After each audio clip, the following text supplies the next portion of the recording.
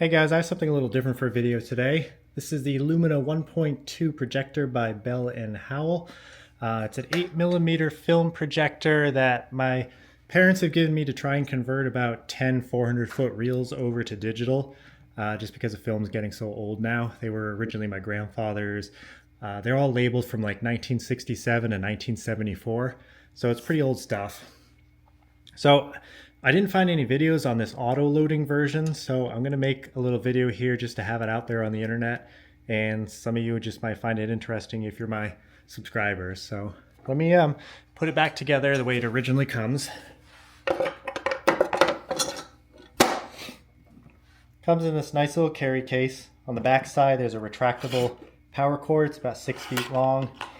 There's a plug-in for a lamp, and then a switch here for bright versus normal. I kept it on bright the entire time for all of my reels through a mix of black and white and color. It does say the bright is for color and the normal is for black and white, but I found the bulb to be pretty dim overall, even on bright. On the bottom, there's an angle adjustment that you can lock with this knob here. Put it where you want it, twist it, and it locks. And that's about it for the outside. So to open this up, press the button on top and the top will just kind of slide off.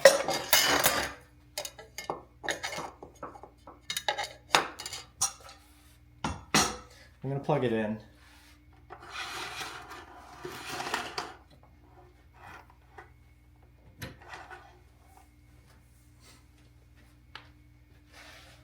Let me get my camera a little closer. So after you open it up, you got to fold out these two arms. Front reel, rear reel. This goes on the rear reel. This has notches on one side but not the other. It will only fit on with the notches facing away. And put it on and twist until it gets locked in there. Let me adjust my camera again. Okay. There's a couple switches and knobs on this thing. This one here is basically what turns it on. First notch is for the motor, which is also a fan that kind of cools the bulb. When the motor's turned on, this switch here will work. This will either turn the motor on to forward or reverse.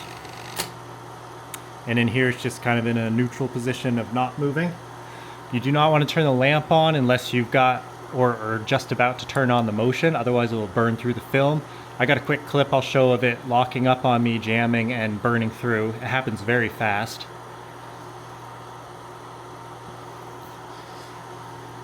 So this is an auto loading projector. You can pull this lens out and kind of see the components on the inside here.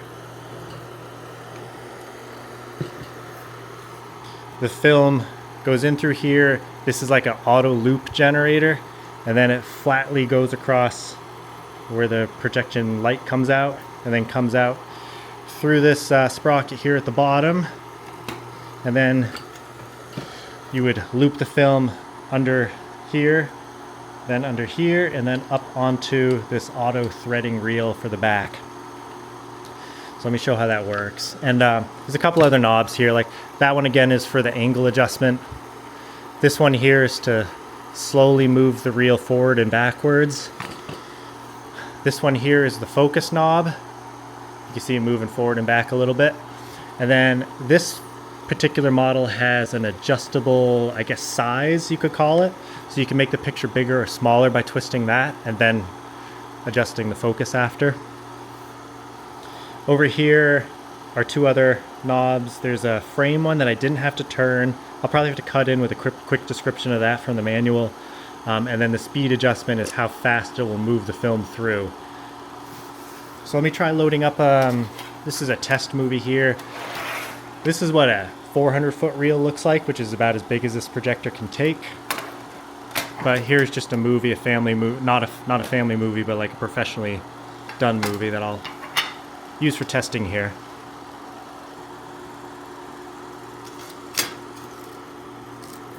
Alright, some of my reels have these notches on both sides. This one doesn't, so it'll only go on one way. But if you do have it on both sides, Just want to make sure that the film notches are on, the little notches in the film are on the left side or facing you. Stick the reel on and kind of twist it till it clicks in. Okay. And then the instructions for the auto loader say that you're supposed to stick the film in and then push down on here. If it's already pushed down, pushing this sideways will open it back up. And at this point, you can turn on forward motion by moving the switch up. Feed it in. It's got to automatically create the loops it needs. Feed through. Normally, the start of a film will have a bunch of blank white film, and you can feed a bunch of that through so that you have enough to get it onto the back reel. This one, it looks like it broke at some point. So you feed it through that. Catch it on the bottom loop there. And then there's little notches in the reel here that'll catch it as you start spinning. So just make sure you catch it and you're good to go. And now you can go forward. Stop, you can go backwards. And then what you don't want to do on a projector like this is turn the lamp on while it's sitting still. You want to make sure you have motion on, or at least if you turn the lamp on, that you quickly turn the motion on. I'll go to a little scene here of it burning through the film. Happened to me when it jams. It will jam on occasion, especially if you've got home movies that are taped together all over the place. So what you can do now is start playback, turn on the lamp, and you can adjust your brightness, your size, and then adjust your focus. Do I have a sheet of paper handy? Hang on. All right, I'm back. I got a sheet of paper. I think you'll be surprised. You have to be a good 10, 12 feet away to have a decent sized picture, and then it'll be pretty dim. So really this is probably meant to be in that like 8 to 10 feet away, so you get about a 25 to 30 inch picture out of it. Otherwise it'll just be too dim. Let's see. I don't know if we'll get it to focus this close or not, but we can try.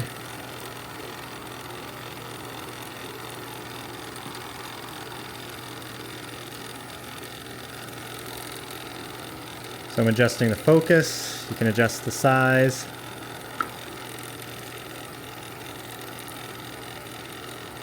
And then if it doesn't seem like it's going fast enough, let me slow it down. So I've got it pretty slow here.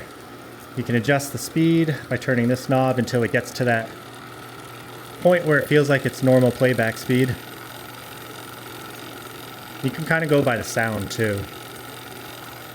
Actually, this is the max speed here. Again, I don't know what the frame does because it didn't seem to do much of anything when I was playing with it.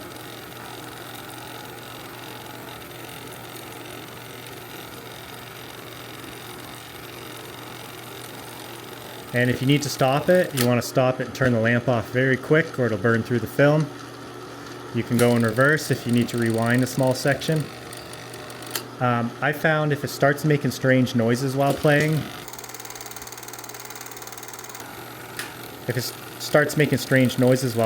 that you just need to stop, go in reverse for a second, and then go forward again. If you don't, you risk it kind of getting off track where it's supposed to be.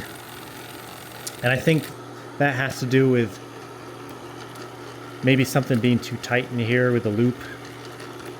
So going in reverse for that split second seems to loosen things up.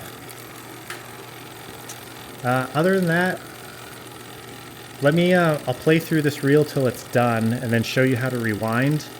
And then pretty much that's it for using this thing. It's not too complicated once you know what a few of the pieces are to it. So I'll come back when it's done.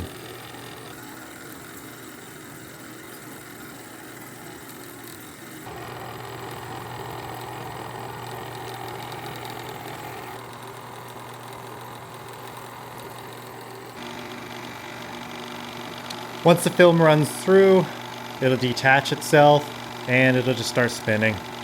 So you can shut the motor off, shut your lamp off. And if you need to rewind it,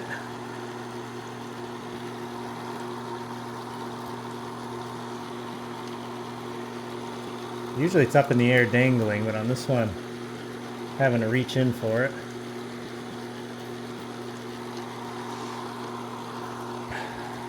Bring the loop back to that original reel. You can see this little notch here. You want to feed the film into that so it catches on something. And then start spinning.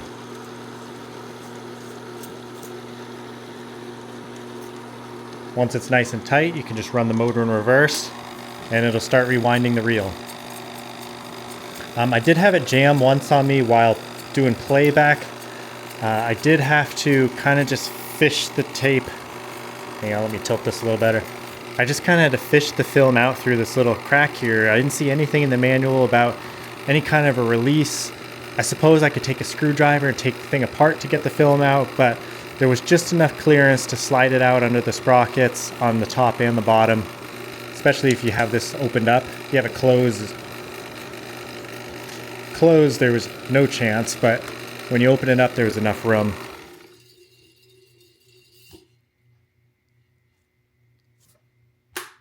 Something just happened. Did it just die on me?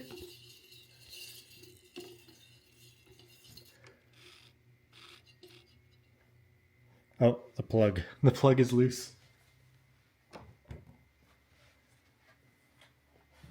Let's try that again. Yeah, the retractable cord is not quite long enough and it wants to pull itself out too. So when it's done rewinding, it'll just auto detach from here and then you're good to put it away. Just like that. Turn the motor off.